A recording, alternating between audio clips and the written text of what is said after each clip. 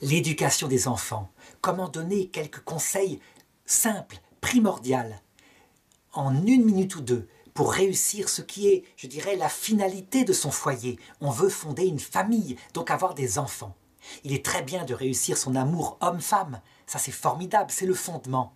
Mais si on rate complètement ses enfants à cause de certaines ignorances qui sont factuelles, quel drame. Et donc il y a certaines choses qu'on doit savoir et qui se résument très simplement. Lorsqu'un enfant naît, lorsqu'il vient au monde, eh bien, il entre dans le premier âge de sa vie d'enfance, un âge fondamental. On peut le considérer comme un socle sur lequel la maison va être construite. Pourtant, cet enfant n'a aucune vie morale, il veut simplement manger et puis dormir. Ça s'appelle l'âge de la prééducation.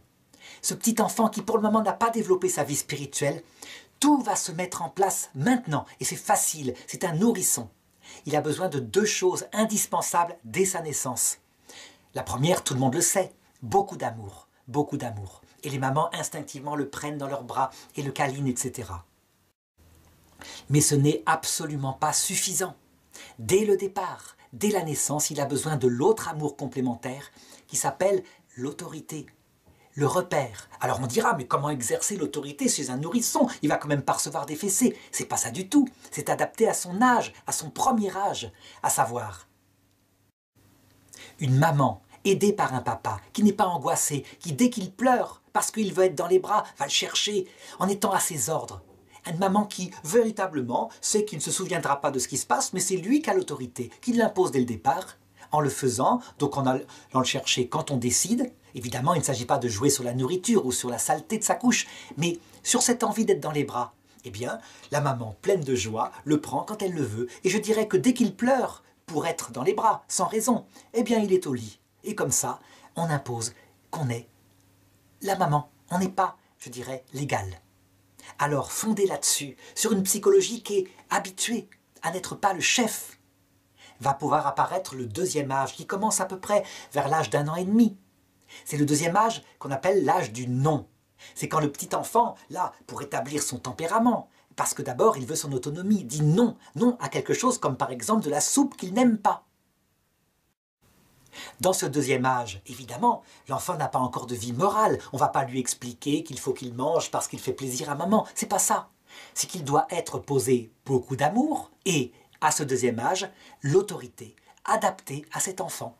Je pense que la meilleure façon, c'est d'imposer 4-5 règles qu'on ne pourra pas passer.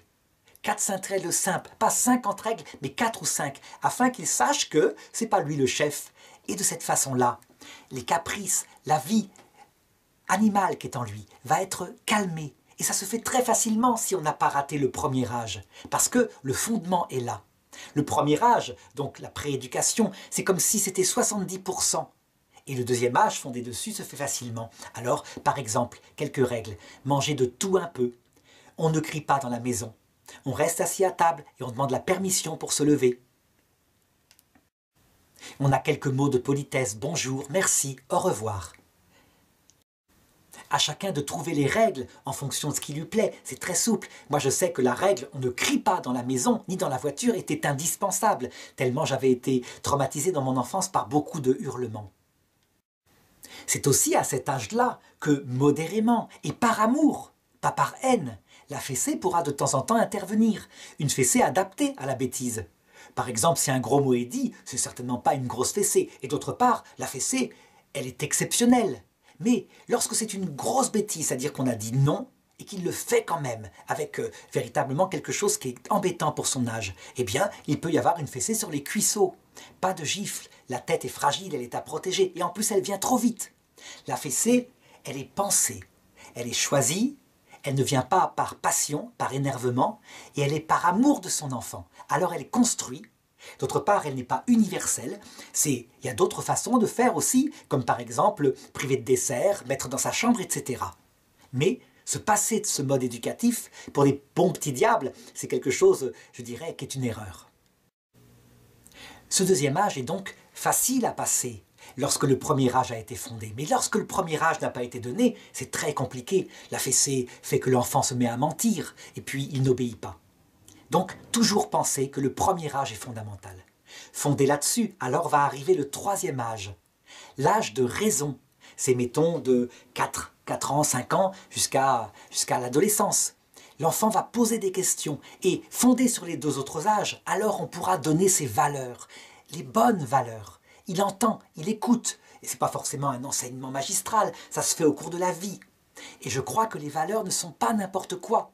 Si soi-même, nos valeurs ne sont pas mises dans le bon ordre, si par exemple on met en premier la tenue extérieure à table, que c'est le centre de notre vie, paraître quelqu'un qui est bien éduqué, alors je dirais on éduque mal son enfant. Cette valeur-là, la tenue est importante, mais c'est un moyen.